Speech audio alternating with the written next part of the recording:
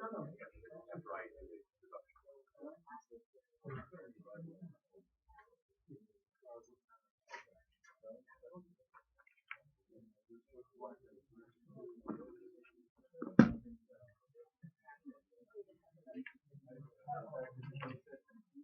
And there's some seats up here, and there's some seats in the front for candidates. If you don't have a seat, you can stand off to the side.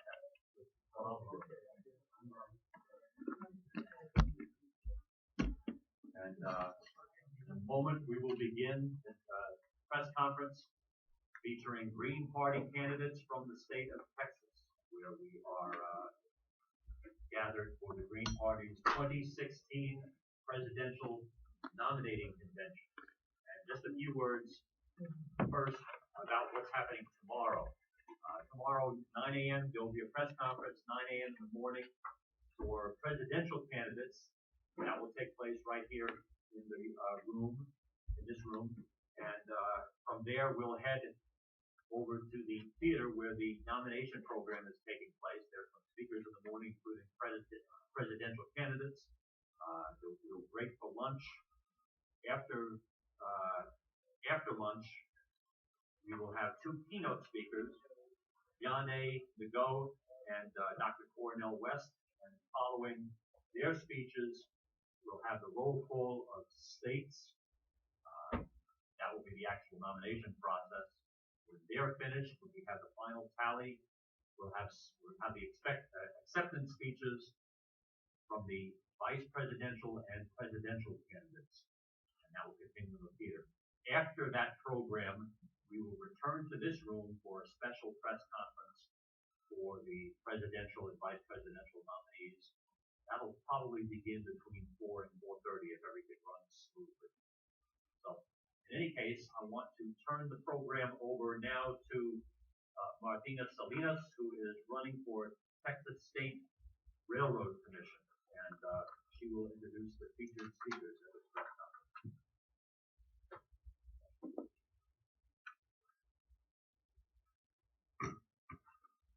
Hello. First of all, I'd like to thank the media for attending our presidential nominee convention. We do appreciate all the exposure that we get, especially since as a third party, we're seen as fringe and not important. And we are very important because we are the voice of the people. As a candidate for railroad commissioner, my campaign is very important in Texas, not only to the position itself as one of the few full-time positions in Texas, and the responsibility that it takes as being over the pipeline safety and mining interests of the Texas, but also, of course, regulates the oil and gas industry, which is really big, if you don't know, in Texas. But we are dependent on ballot access to get our 5% in this election year. If not, next election year, we will have to spend about $30,000 and have $300,000, it's about $4 a signature, of registered voters who do not vote in the primary, and we only have about 180 days before, 75 days, before election. So it's a lot of time, it's a lot of resources, and we really need this 5%, whether we get it in our judicial or we get it with our full-time state position, which is the one I'm running for. So we're shooting for the win, but we're hoping for at least 5%. Now, I would first like to introduce our Texas Supreme Court candidate for place 3, Attorney Rodolfo Rivera Munoz, and he's very passionate about his issues and very hopeful to be able to bring change to the Texas Supreme Court. So with that, I'd like to call him to the podium.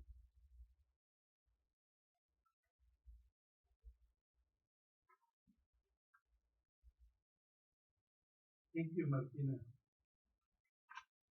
In 1776, your ancestors were in the 13 colonies, getting close to thinking that they were going to win the war. And so what happened at that point is that they all decided to go to Europe and set the terms pursuant to which everything that happened afterwards came about. the Indians, the Indian nations that had been around those 13 colonies, whether they fought for England or against, they were left behind. They didn't have anything. They weren't asked to do anything. They simply were forgotten. And that is the case to this very day. They established some consent, some agreements as to how England was going to keep Canada, Spain was going to have La Florida and on down below that, and your American ancestors were in charge of this brand new entity called the United States. Texas, my people were in Texas and had been here for centuries, but we, up until the very present, have not had any part in explaining what happened, deciding what happened, or any of that. And it is for that reason that I consider it an obligation to do what I can to change at least what we understand about all this. And so I'm very grateful to the Green Party for the opportunity that I've been given, because I think that out of anything else that is going on in politics in America today, these are the people that are really doing what they say that are doing. And so I'm glad to be here. Thank you very much.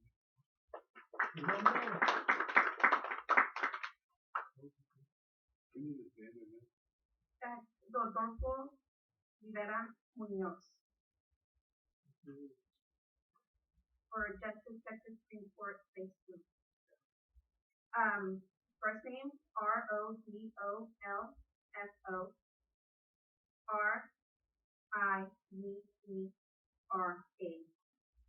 Munoz Munoz.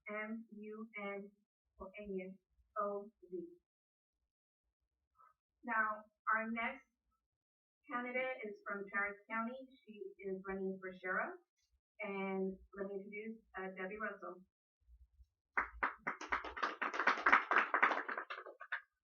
Hi, I'm Debbie Russell. I'm a longtime activist organizer in Austin, Texas. I've been working on police accountability issues. I've volunteered with the ACLU of Texas. I'm also on the Del Valley Independent School Board. As a trustee, have been for now 5 years. My focus there was criminal justice reform, as in the disciplinary reform. We have completely overhauled our disciplinary system, and as of this date, I can say that we've kept more than 100 children out of the school prison pipeline, which is wonderful now that I can actually quantify my reforms from that standpoint. I am running for sheriff because we are supposedly the most progressive county in Texas, yet we are not progressive. We actually deport the most people in Texas, one of the highest counties in the nation that supports people with Class C, Class B misdemeanors. We are also the only county in Texas that is offering 100% of nonviolent drug offenders CI's status, meaning they can become confidential informants and turn people in. Not everybody makes good confidential informant, and it's actually really poor practice. So for a sheriff who has actually been at the forefront of the cite and release program that has been lessening a little bit, putting people to jail for small marijuana possession, it seems strange that he has been pushing the drug war in other ways. So my goal is to push these issues that will favor no nonviolent offender being in our jail at any time. They're not a danger to public safety, and the taxpayer shouldn't pay for it. I have many others that I want to let other people speak. Thank you.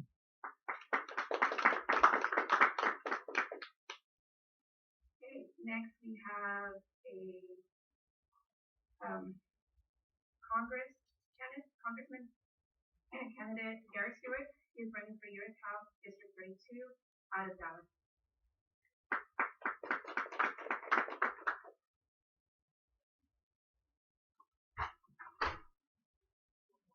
Good morning. I'm Gary Stewart. I'm a native Texan from Houston originally. Coming back to the humidity feels like a homecoming.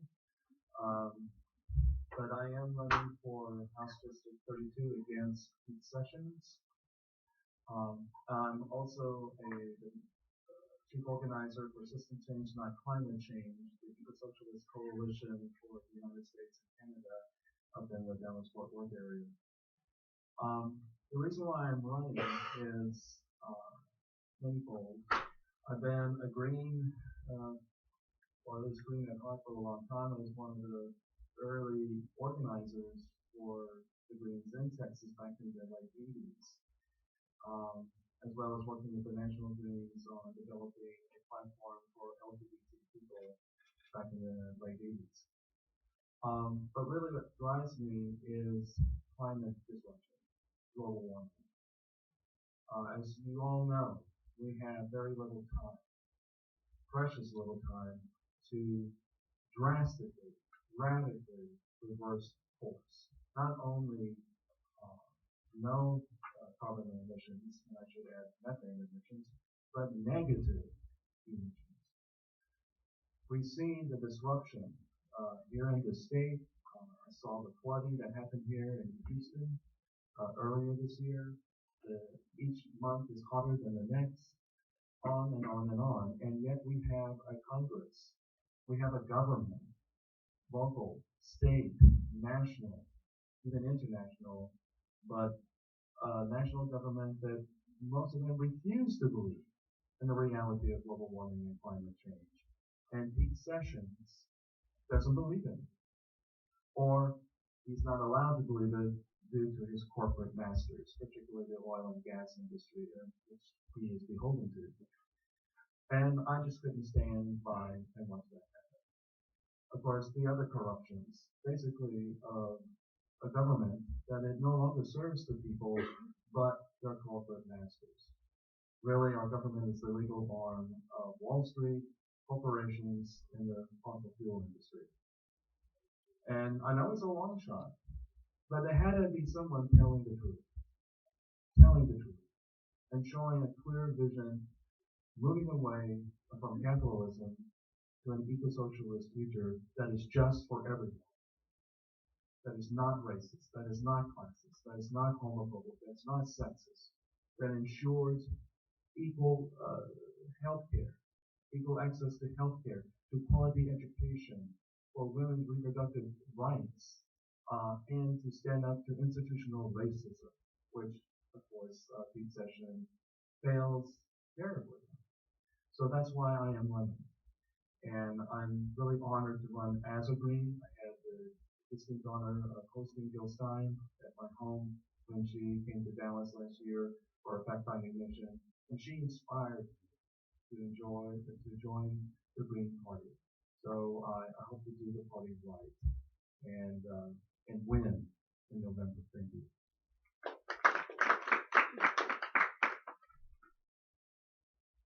Well, our next speaker is me, but I am actually giving my place to Regina Beguina from the Valley, who has been a very marginalized region. I'm sorry, Vanessa, I apologize. Vanessa might be maybe I used to call Virginia Vicky for some reason. Anyway, Vanessa Tijerina, Vanessa Tijerina, J-E-R-I-N-A, for U.S. Rep. District 15, Rio Grande Valley, South Texas.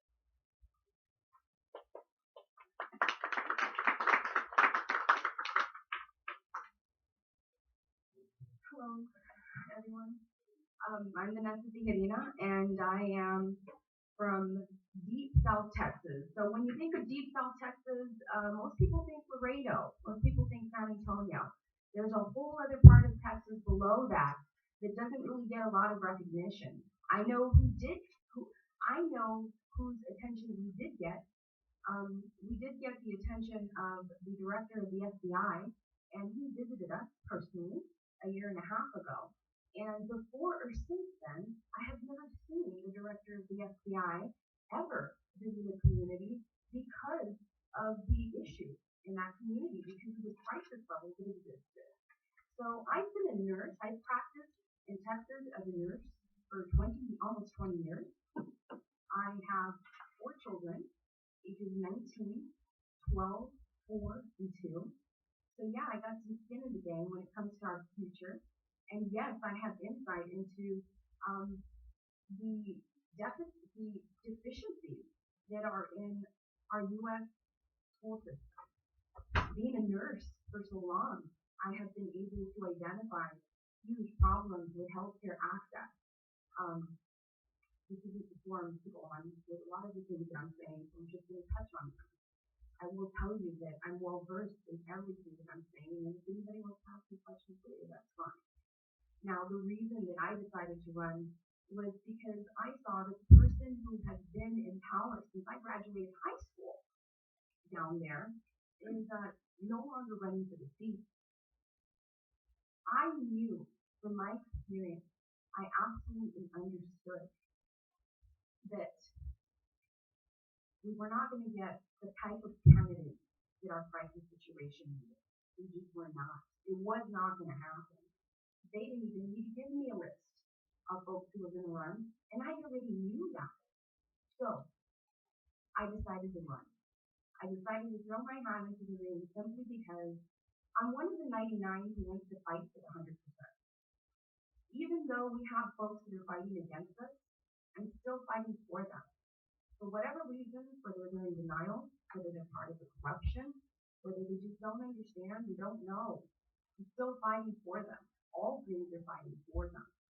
In South Texas, a woman is oppressed. She's always been oppressed. She will most likely always be oppressed, more so than the rest of the nation. Our culture down there does not allow for women to be different, does not allow for anyone to be different. You just cannot be different. If you're different in South Texas, there's something wrong with you.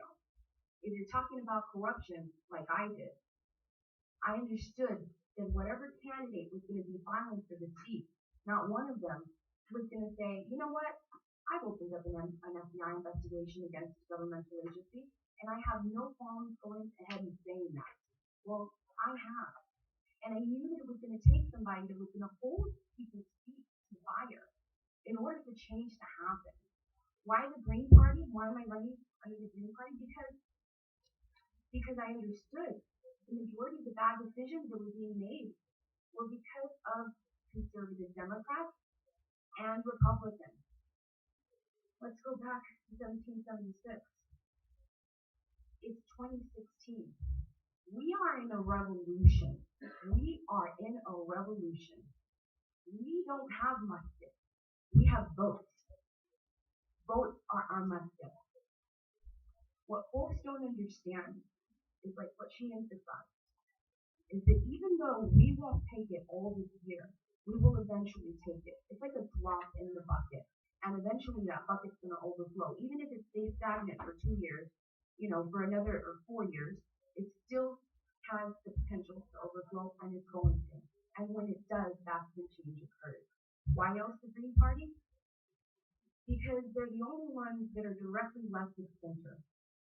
Our problems in South Texas absolutely need transformational change.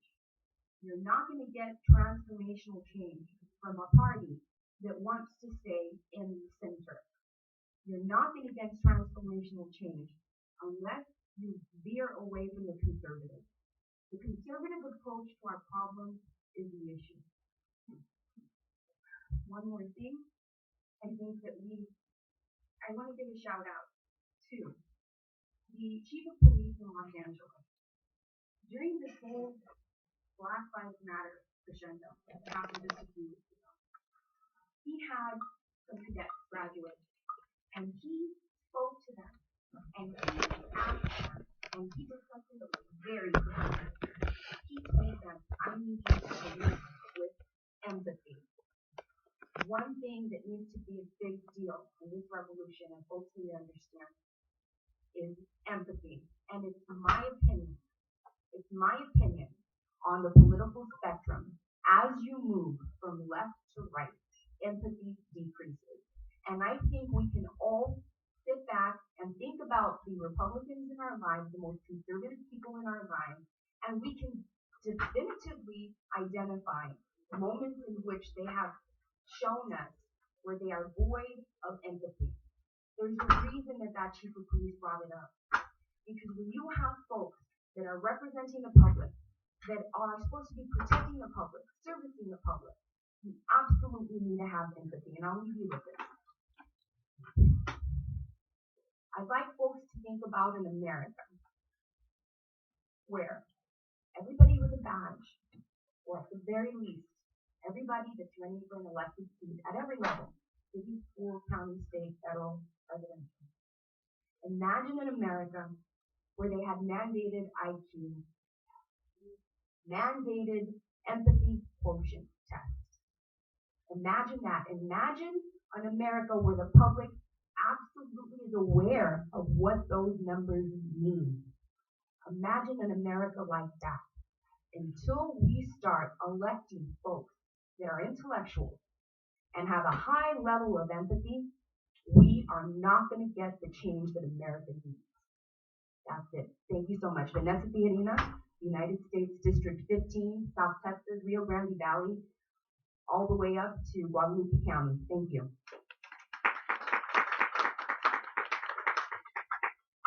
And I would also like to introduce Ashley Flash Gordon from Travis County, Travis County Commissioner Precinct 1. Ashley?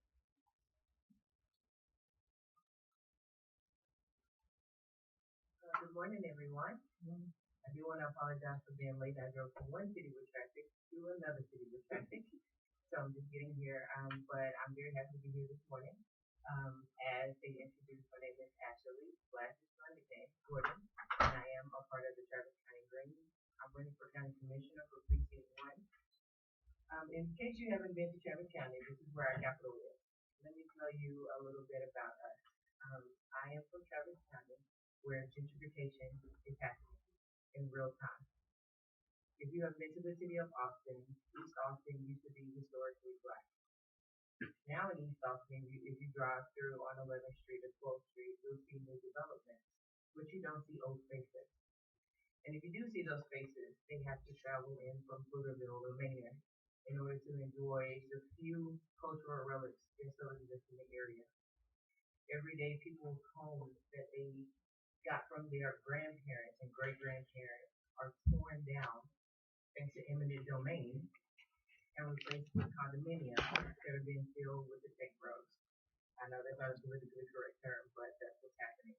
East Austin is a space that's very close to downtown, and so we're seeing traditional Austinites serving out. In fact, when people tell us they're from Austin originally, everyone is in shock because there is just not a space for Austinites anymore. I am from Travis County, where mothers from Pflugerville come and tell me that they have to take the toll road to get to work.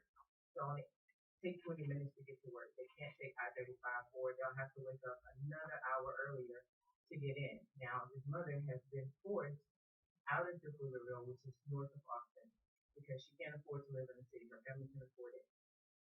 But then she has to pay the toll. She can't afford to pay the toll. The city doesn't care about those who have been pushed to the outside. I'm from Travis County, where Precinct 1 also covers Manor. Most people don't even know Manor exists, even in Travis County. I am from Travis County, where Office Colony also exists. It is unincorporated, and the city of Austin and Travis County fight about who is supposed to take care of Austin Colony. So guess what happens? They get forgotten. When the situation came up in Flint, Michigan, about the water crisis, it was very interesting to me that so many people in Austin and the Austin area were protesting the water in Flint, Michigan, because we have the same kind of water in Austin Colony. We have dumping in Austin Colony. This is 15 to 20 minutes from the capital of Texas. And I can go to downtown, which I'm there frequently, yelling at City Hall. I can go there and I can talk about these issues, and most people have no idea that it's happening. I see Miss Debbie shaking her head. Debbie knows because she's on the school board for Del Valley. I've forgotten these spaces in Travis County are. So this is why I am running for County Commissioner for Precinct 1. Because there are people like me who can't afford to pay the toll, but I also can't afford to sit in traffic for 2 hours trying to get from the central part of Austin to Pflugerville. people like me are not being represented in our offices. The Democrats have been in office with this precinct for about 12 years now, I believe. And what we see a lot, especially with the Travis County Democrats, is they'll put people in office who look like me to say that we have representation. But those people are feeding into the same system that we are trying to tear down. Our current county commissioner, I heard him on the radio once and I was very surprised. He said, "This one day, one day, he's on the radio." Most people don't even know who their commissioner is. But the county commissioners are over the budget for the entire county. They're making decisions about your property taxes and how they are spent. And is that money going towards something that helps you? And what we see currently is that the money is going towards services that don't serve us. Are we using the funds to regulate the sheriff's office, which gets money from the county, to say we need to be a part of community policing in a different way in which we've been a part of it? We don't see those kind of changes. And so, again, this is why I'm running for county commissioner, because I am actually a member of the community. I am not someone looking for a retirement plan. I'm not looking for a retirement plan. But I also know about the environmental, and that's why I am with the Green Party. I know about the environmental implications of all of the development that's happening in our area. And not only do I know about it, but I care about it. I care about the flooding that exists now in Travis County that didn't exist before because they built Circuit of the Americas. And so, and if you talk to my opponents about those types of things, they may give you an answer or they may say nothing at all. And so we are hoping that Travis County Precinct 1 will do the right thing and vote in someone who knows the issues of the people, which is one of the people. So, my name is Ashley Fresh Gordon, once again, and I'm running for county commissioner in Travis County.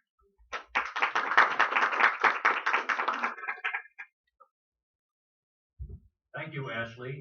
In a moment, we will begin question and answer, but I want to recognize other candidates who are here today, candidates from Texas, and all of the candidates who are here will participate in question and answer. So if you have a response to one of the questions, please come up, catch my attention so I don't miss you, and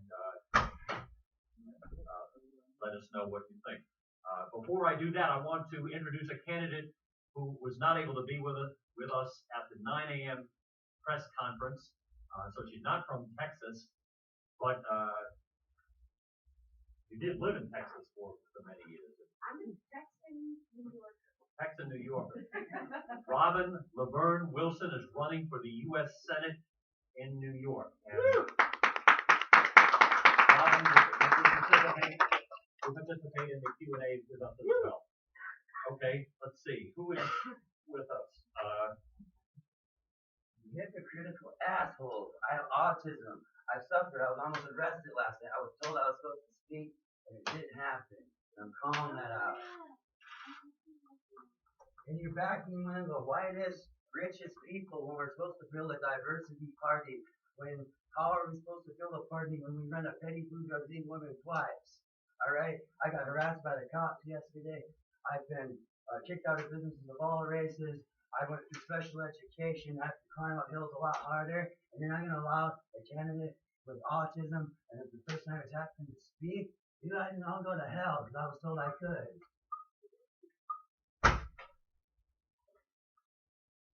Is there any reason why he cannot participate in the Q&A? He can participate in the Q&A. I was about to read his name. Adam Greeley, who's running for state representative in District 46, which is Austin.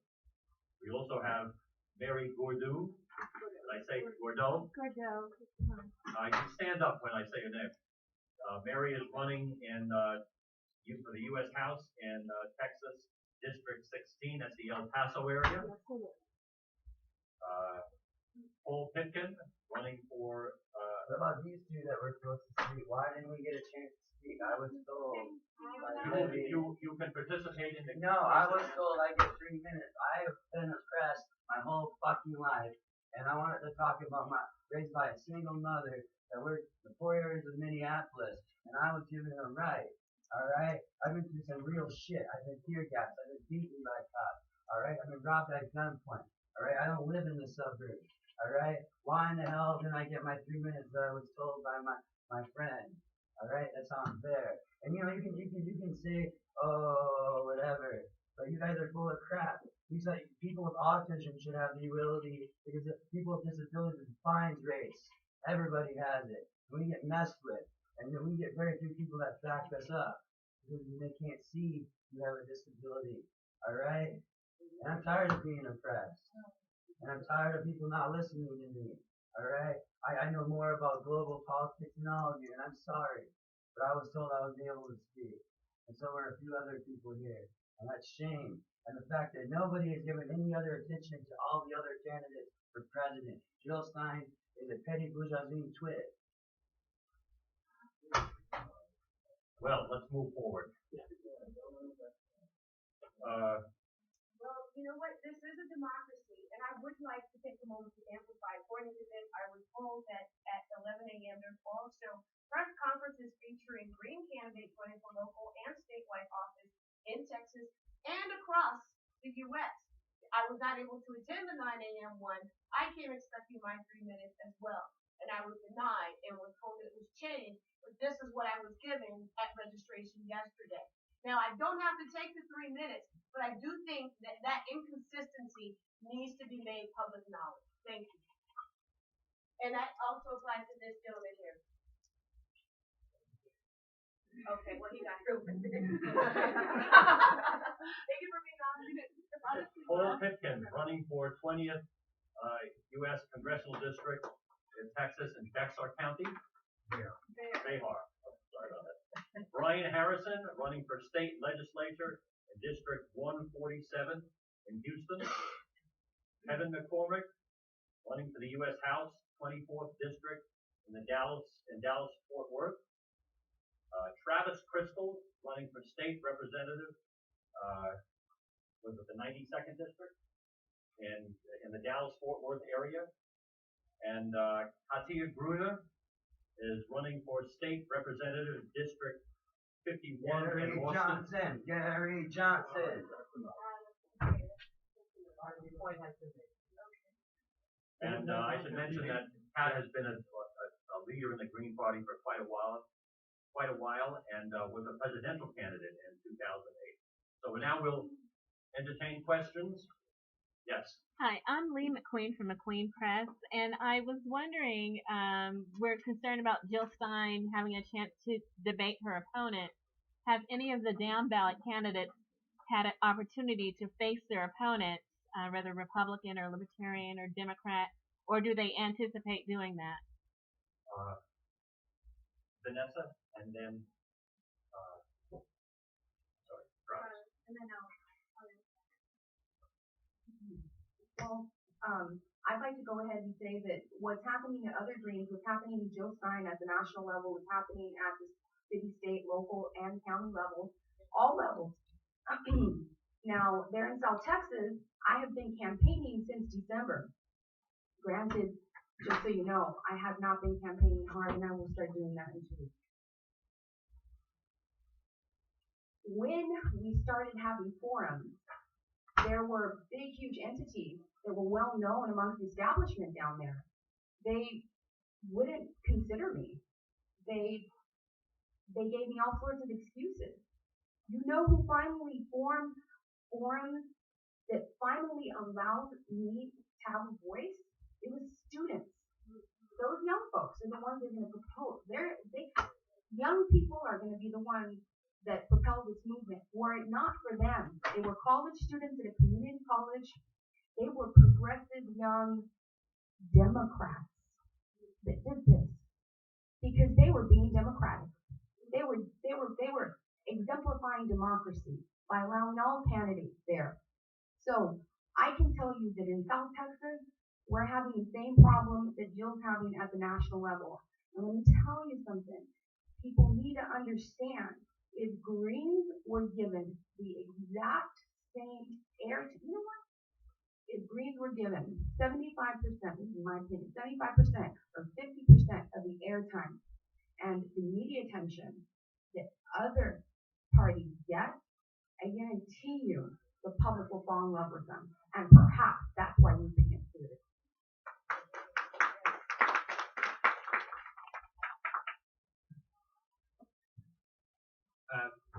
We have questions, but I'm answering that same question. I'm Travis Crystal, District 92, that's between Dallas and Fort Worth, and we had a candidates forum last night in my district.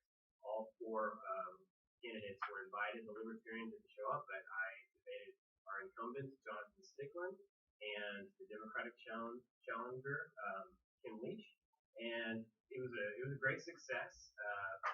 After the debate, people from both parties came up to me and said, "Wow, finally somebody's taking a data-driven, evidence-based, fact-based approach to policy." And people from both parties told me that I have their vote and that they thought that I won the debates, and that's because I kept bringing it back to issues rather than oversimplifying and being a fundamentalist or an ideologue.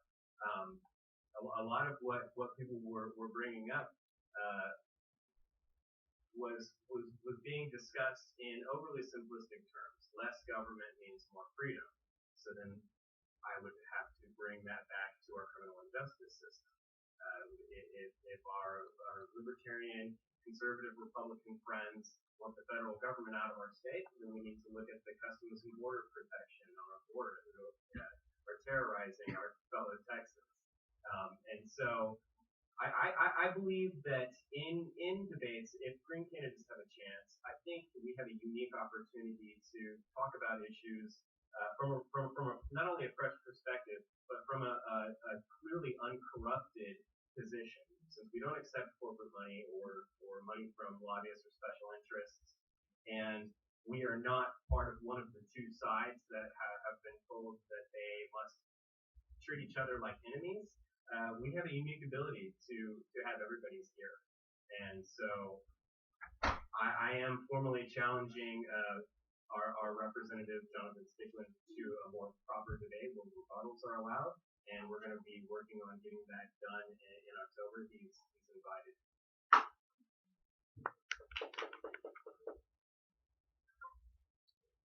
Yes. My name is Paul Gilman. I'm with the New York State delegation, and this is also a question for everybody, but specifically Robin. Robin, you're involved in the Black Lives Matter movement, and I fully support you. Could you talk about that a little bit, please? And also, you've done a lot of anti-consumerism work, too, to go along with that. Thank you. My name is Robin Laverne Wilson.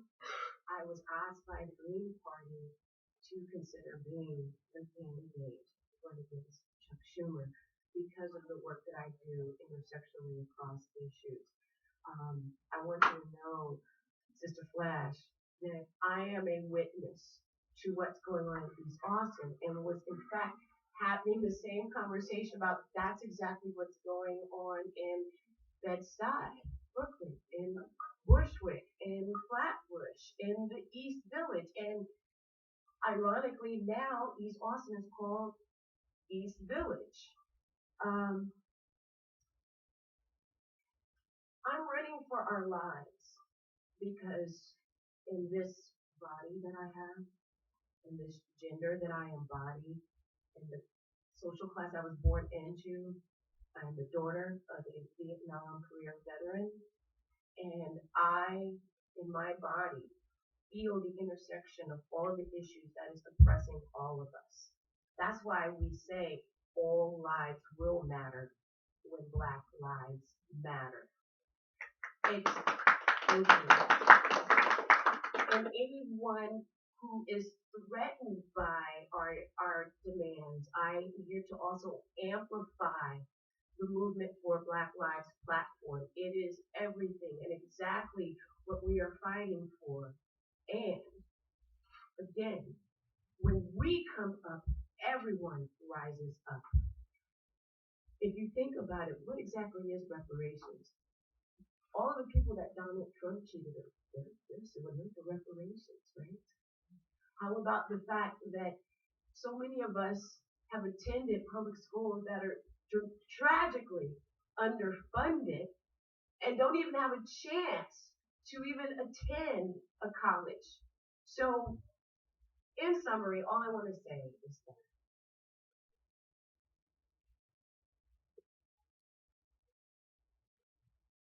I'm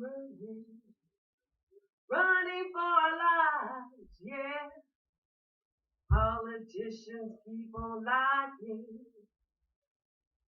Everybody keeps on crying. We're so tired of dying. It's time for the students. It's time for the artists.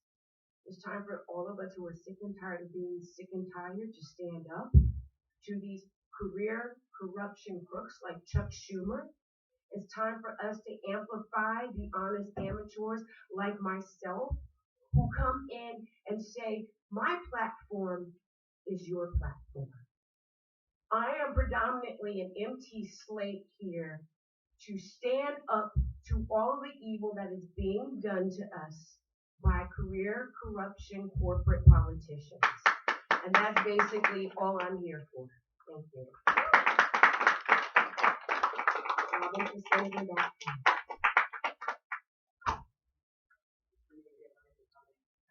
Sure.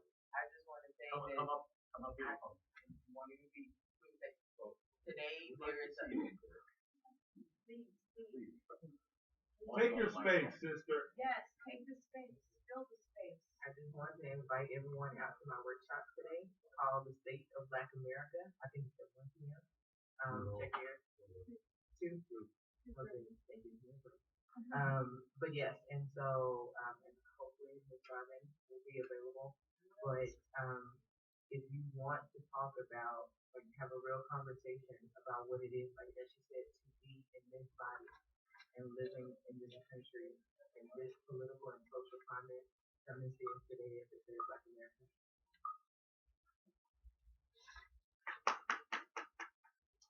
It's a question for Veronica, Vanessa. Vanessa. So I heard yesterday you were a Bernie supporter. So why did you change to Green Party? Why did you don't think the Democratic Party, Hillary Clinton is not the best for America? And if also any of the other candidates changed from Bernie to Green Party also. From Bernie to Green Party. All right. I've been a Bernie supporter for over a year. And by the time this position came up, I had already decided there was a problem. I had already seen how the Democratic Party was treating Bernie. I was already seeing and identifying that perhaps it wasn't going to be exclusive to the presidential election. And I'm a credentialed biologist. I'm trained to think analytically about things and rationally and apply solutions. There's no way that I could reasonably run as a Democrat during this time if I understood the possibility of, all the obstructions that were hitting Bernie in his way. So I stood by him, and I understood. I understood that on that fateful day, during the DNC, I knew that eventually we're going to find out. We're going to find out that day where the movement was going to go. I had already accepted that if Bernie decided not to follow everybody else, then, well, that's the thing. You just go with the movement. The movement is not a person. I thank Bernie for opening up my eyes. Were it not for Bernie, were it not for his rhetoric, were it not for his efforts, he inspired me to run for office. He told folks all around the nation, if you feel this way, if you want to make change, if you want to create change, then run for office. He inspired me. So I thank him. I thank Nina Turner. I thank her for also doing everything she could to promote goodness in our political system. However, Bernie and Nina Turner are not the movement. Jill Stein is not the movement. The people are the movement. The people are the ones that will create change. The people are the ones ones in charge of these politicians. And if things were ideal, and if they did not use tactile ways to overcome or undermine the will of the voters, then things would be a little bit different. But we're getting louder, we're getting stronger, and eventually we're going to get what we want.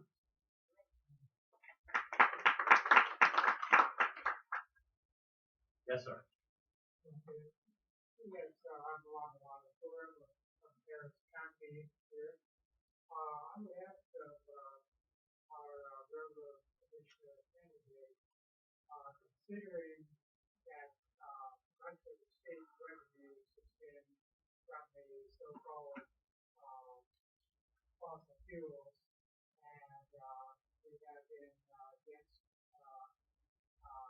certain pipelines and a lot of the oil transit trains with the additional dangers of that. And I've seen trains speeding through the Houston area, those people imagine if you will, that the 100,000 kilo cars crashing into homes.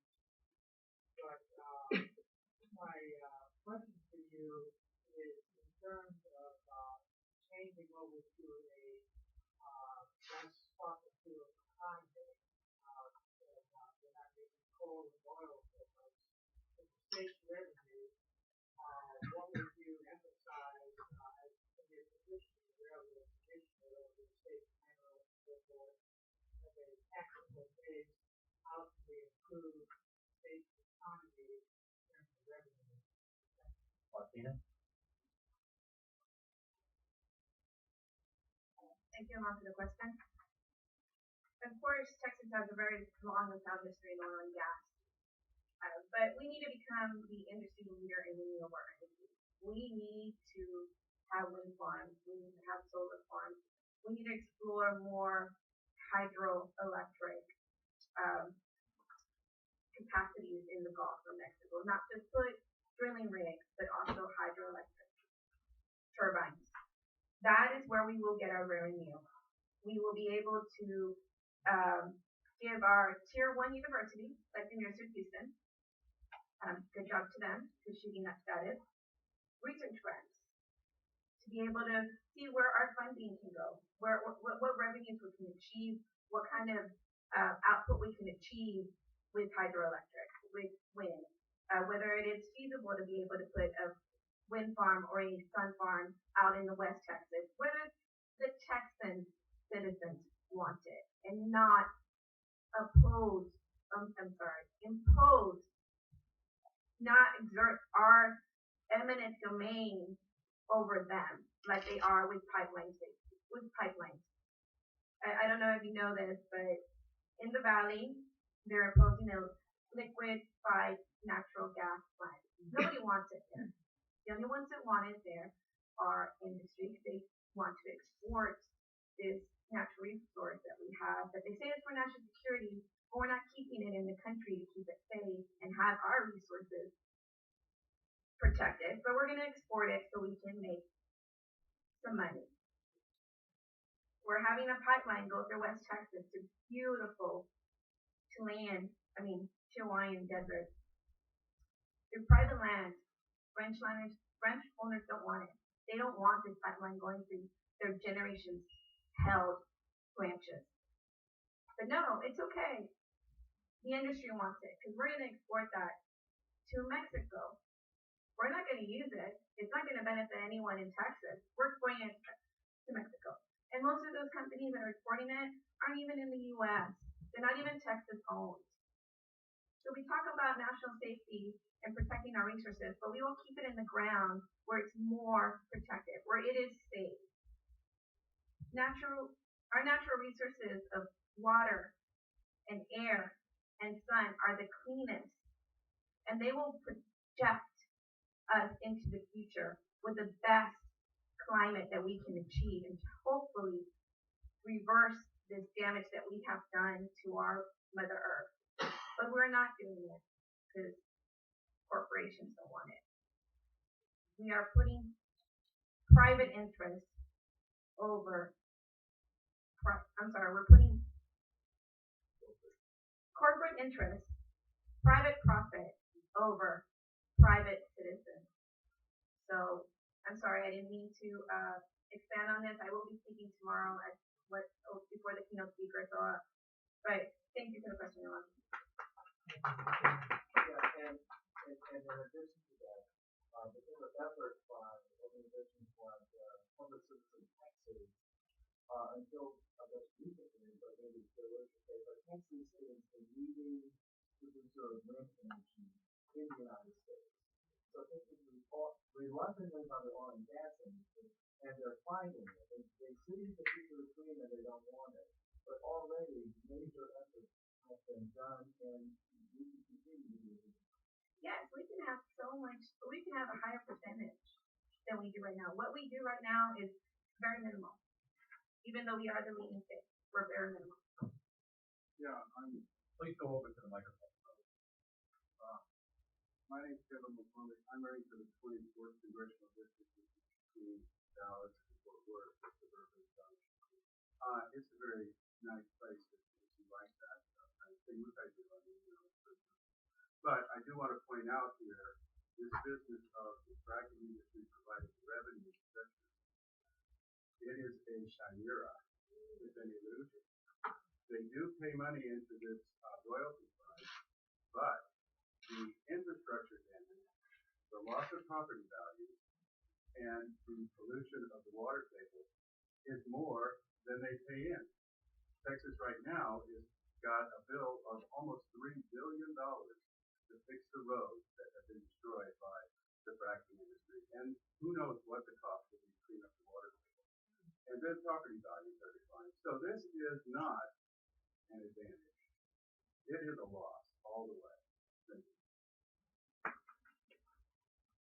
I just also wanted to quickly say being in a federal position is really important from the top down, changing the priorities in this country, which is why it's my priorities and my platform is planet plus people plus peace equals prosperity in that order.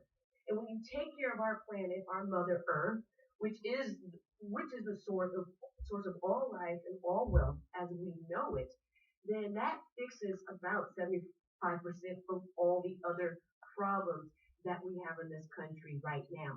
And Chuck Schumer is again selling down the river the people of New York State by supporting the Spectra AIM pipeline, which is also being built alongside Indian Point, which is a nuclear power plant that is leaking radiation. And so can you imagine the devastation on top of devastation if that thing blows? And once again, to amplify what you said, again, is all of that gas that has already destroyed our land is being shipped off overseas. We're not seeing any of that money. So, planet first, plus people, plus peace equals prosperity, and sunlight is our birthright.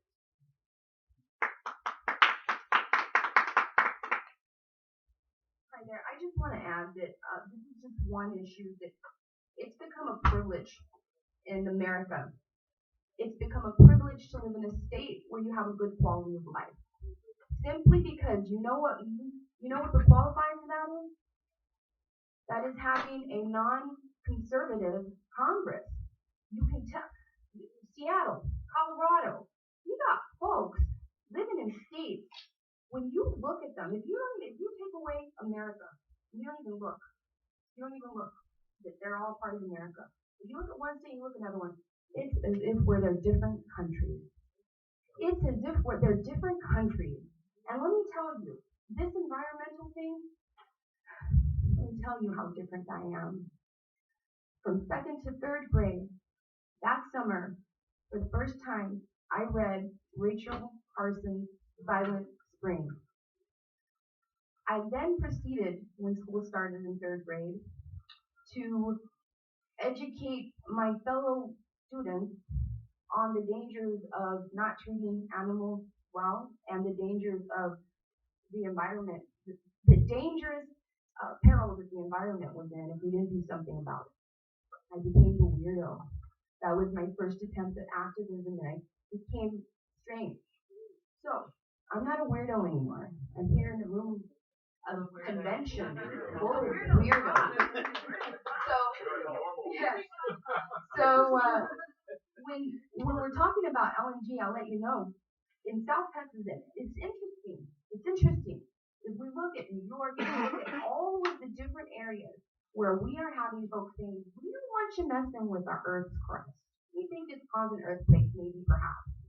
But you're not listening to the science. So I've noticed, and I'm sure everybody else has, that they prey on communities with a low level of awareness. They go in there and they hit you at your city level, at your county level, with your economic development corporation, and they sell it to the public by saying, oh, we're going to give you all these jobs, it's going to be so great, and that doesn't happen. What happens is they open up this LNG plant, and the jobs that are created require a high level of education. Where are those folks going to come from? Those are not the kind of jobs that can even be filled by the population you sold that project to. This is happening all over America. And folks don't know any better. You know what? Maybe perhaps it's all connected. Maybe perhaps that's why. Maybe perhaps that's what's part of the broken school system. Perhaps they want to keep our level of education low so that we won't be aware that we can speak up and say something. Thank you.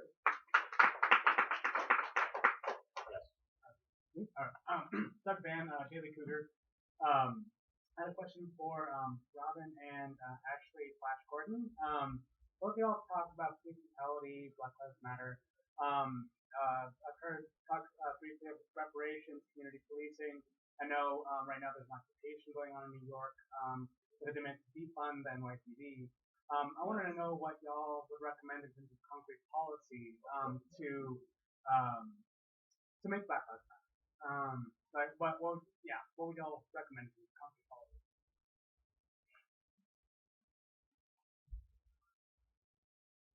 Yeah, I was there the first day of the occupation, and I think it's very important to amplify the fact that there was an incredible amount of diversity of people there, and that the Black Lives Matter movement doesn't just belong to Black people, because everybody is affected by this. The Movement for Black Lives has put out a comprehensive platform that addresses all of this in a specificity, because they're all interconnected. It's not just about police brutality. It's connected to what Sister Tiria was just talking about, like the deliberate undereducation of people and the school to prison pipeline. I was there to amplifying activists who were trying to shut down a platform in New York State. And because I'm a performance artist, and again, I just as an insert here, when we talk about diversity, it's not just about raising culture. Where are the artists in office? Where are the engineers and the actual scientists who know what time it is? Where are the educators? Where are the organizers, right? So we don't need no pipeline. We don't need no pipeline. All we need is the sunshine, and everything will turn out fine. We don't need no pipelines. And you know what?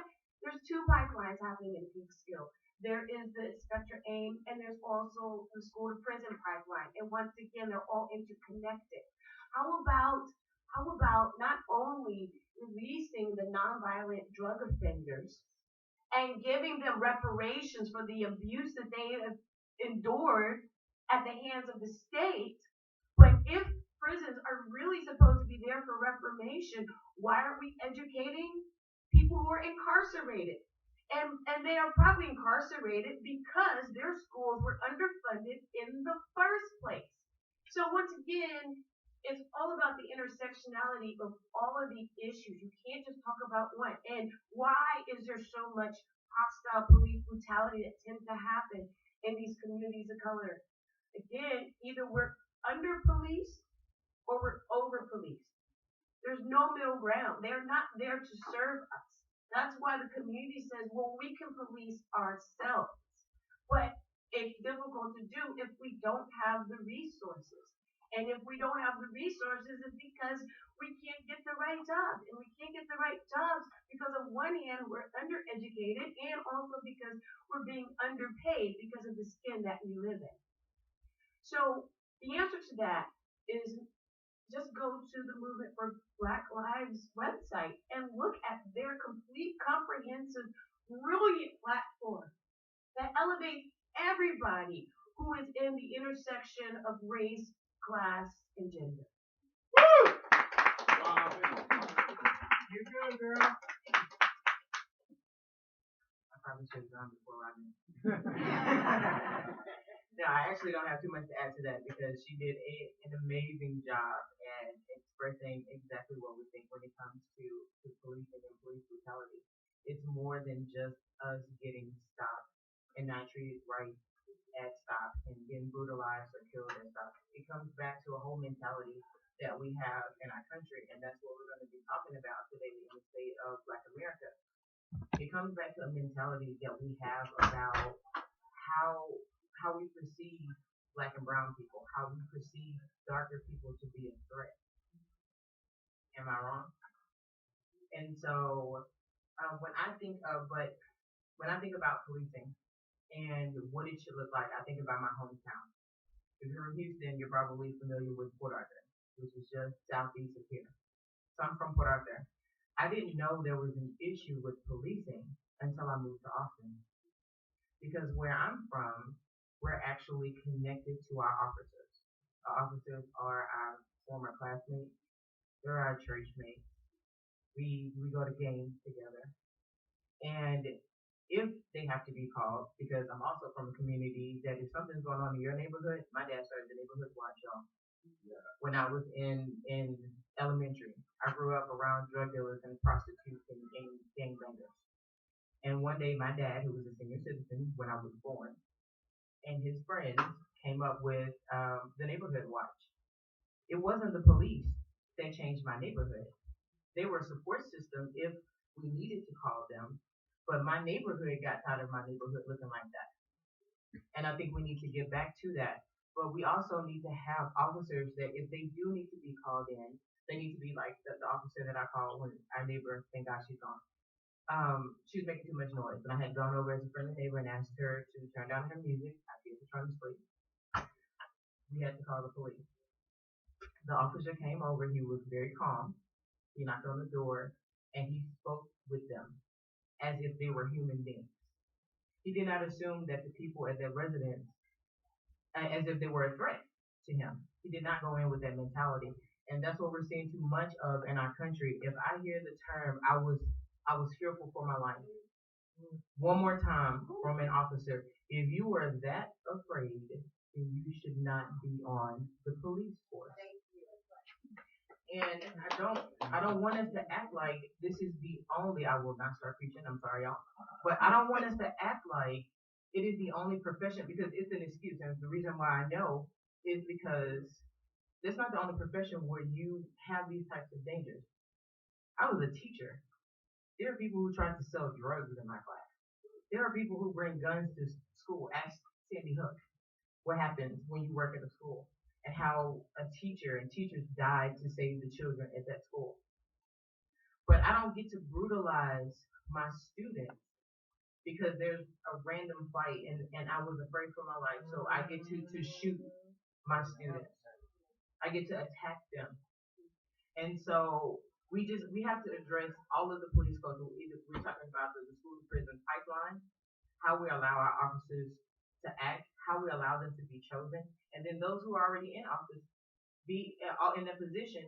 If we see that you're not doing what you're supposed to do, and it actually happened in Williamson County, of all the places in the world, if y'all know Williamson County, Wilco has the reputation for, it says you come on vacation, you leave on probation. That really is the belief about Williamson County. This is just north of Travis County.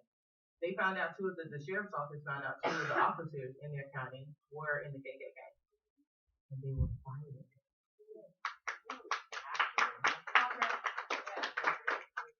That is progress. That is progress. And progress is also if they get fired, much like the officer that was involved in a shooting back in February in Austin, is if don't hire him back. Just because he didn't get prosecuted, that's a problem with the DA's office right there. We won't even get into that. But don't hire him back because someone still died. And if he's saying he's afraid, he needs to go do something else. That's a whole lot safer. Do not let him back on the force. So, as I said, we'll talk about more of this. I know we have to go, but we'll talk about more of this afternoon in the State of Black America. Thank you. Here? Yeah, this is a question for this minister. I think a lot of people look at the Green Party in Texas and say Texas is very red state. How do you expect to have electoral success here? And how do you expect to appeal to Texas voters and to be more on the conservative side? Thank you. Back in 2014, when this position was a very hot button issue involving earthquakes and the denial of the state or the lack of scientific evidence according to the state that fracking operations or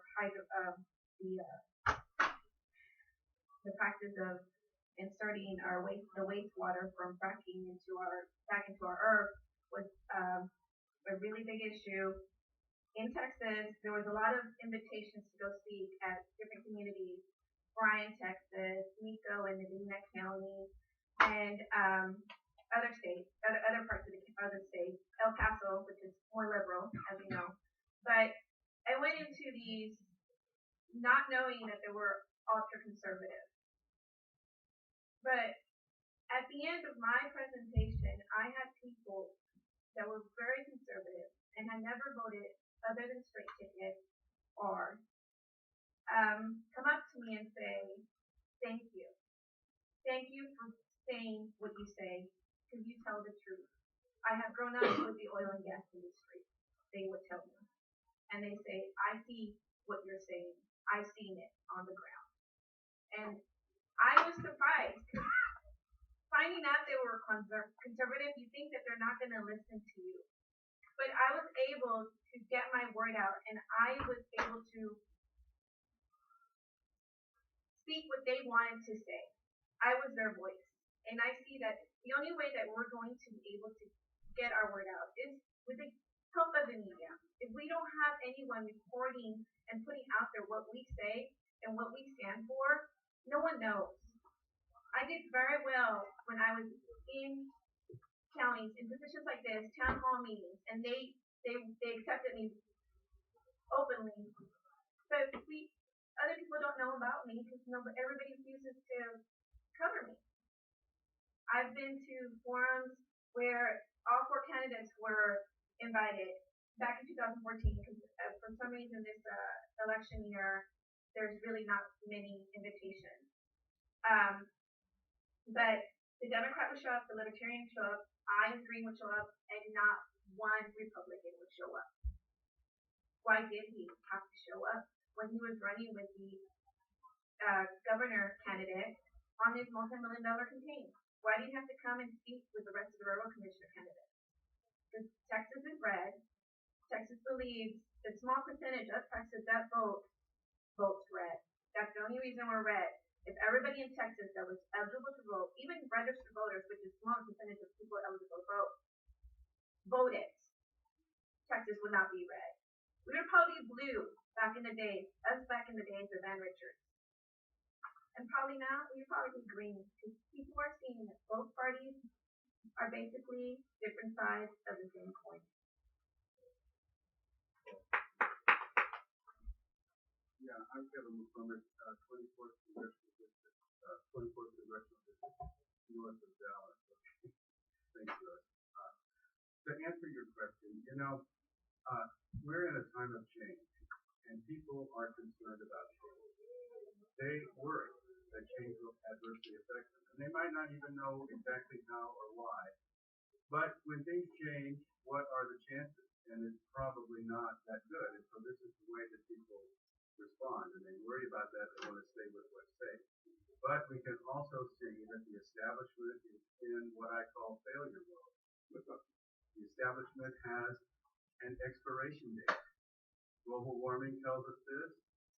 The fiascos in the financial markets tell us this. the great oil and gas industry that is now reduced to fracking and depending on subsidies tells us this. So wherever you stand, you know that change is coming. The Green Party with Jill Stein and her Green New Deal is the only actual program that looks like it could actually produce positive change for this country. And there are many other things that we can do, but if we continue to serve the corporate royalty, the financial oligarchs, as the Democrat and Republican parties do, then it's really the future does not offer much hope. So we have to change. So I think it's important for the Green Party to be offering positive change. That's one of the things I want to do in my campaign, but all the other candidates that I've heard are doing that in their way. So positive change, and this is what people need to hear, and they need to understand that if we can take a coherent program and be concerned about everybody, that we can get through this without some kind of major catastrophe like the Second Great Depression or World War or the kind of things that were being offered from the establishment party. Go ahead. I think that's a really important and good question. It's the elephant in the room, unintended. To the extent that we're going to have electoral success, if by that you mean win offices, it's not going to happen, frankly, this election cycle on large offices, most likely. But the role of third parties in this country has traditionally been much more about advancing ideas than winning an office. So I would point to Nader's 2000 presidential campaign as a success. And people will say, no, it was such a disaster because it made George Bush win the presidency.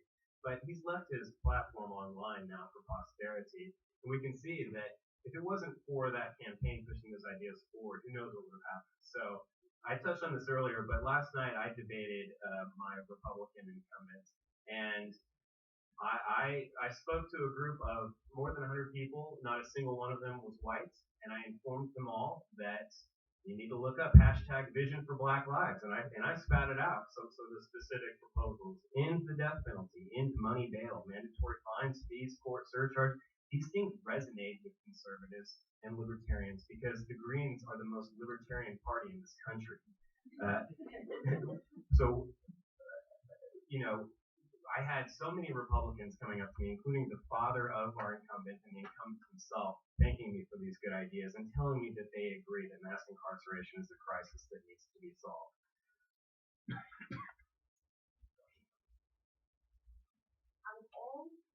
Out of all the folks running, other than the presidential election, I perhaps am running in the reddest state, Texas, in the poorest area.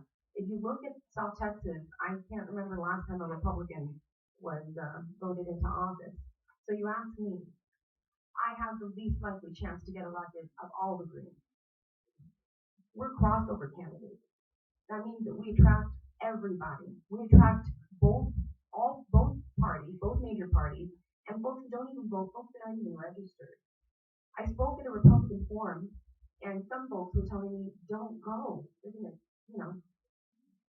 gonna, I don't know, roast you. So I went.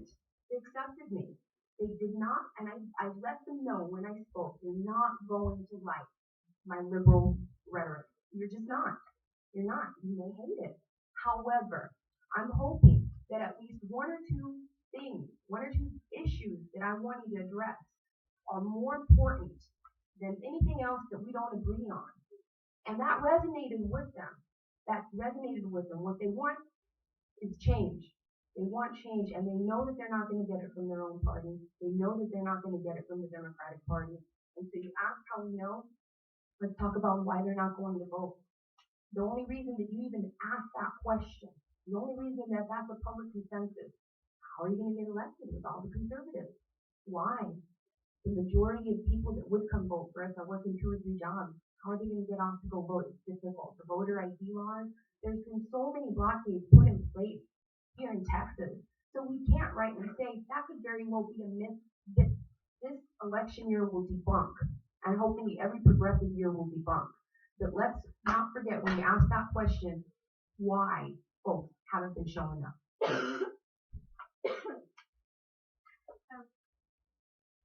Please can raise your hand. Oh, I'm sorry, I didn't see you back there. It's all past the Texas City. This is a question for anyone in Texas. Given the imperative of securing the 5% hurdle on the statewide rate, so there and to concentrate resources, particularly statewide rates focused on the particular candidates and just but not winning 5% of the Do we want to answer that? That would be. Go ahead, Kat.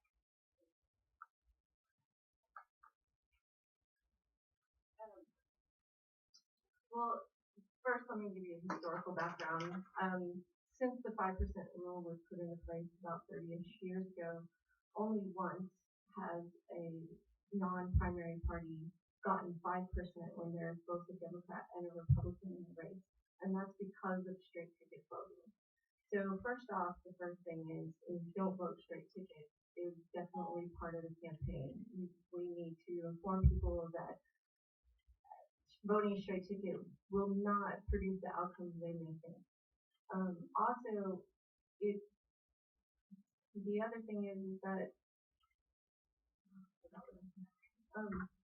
Rodolfo's campaign, he's been actively campaigning around for Supreme Court, and Martina actively is campaigning for railroad commissioner, and of course our presidential candidate. Those may be the three highest profile races that we have at this point. The judicial candidates are really bound by what they can and cannot say. So it's a little difficult for them to campaign. But it really is important for people to understand that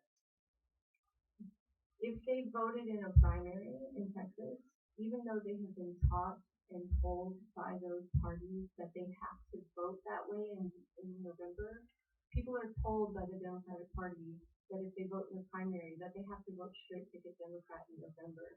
And this is an outright lie and voter oppression. And we need to combat that as well and let people know that your vote is your vote in November. It doesn't matter how you voted in the primary. You're not beholden to vote straight party for anybody, not even us. I actually say you shouldn't vote straight party anything. You need to go down the ballot and vote for the candidate because you don't necessarily know about those candidates just from watching a presidential election or from a gubernatorial election in Austria. So it's really important that people understand those things. And those are the talking points of the Green Party for a long time. Don't vote straight ticket. You don't have to vote in the party that you voted for the primary. And that and plus on top of that, all of the Democratic Party candidates for statewide office, all of the progressives lost their primaries. So the only candidates in the Democratic Party on the ballot in November for statewide races are establishment candidates. So if you're looking to, oust the establishment, then voting for the third party or the non-primary parties is most important. Thank you. Thanks. We really need to conclude at this point. I'd like to invite all of the candidates to gather together here under this glorious backdrop and we'll take some photos.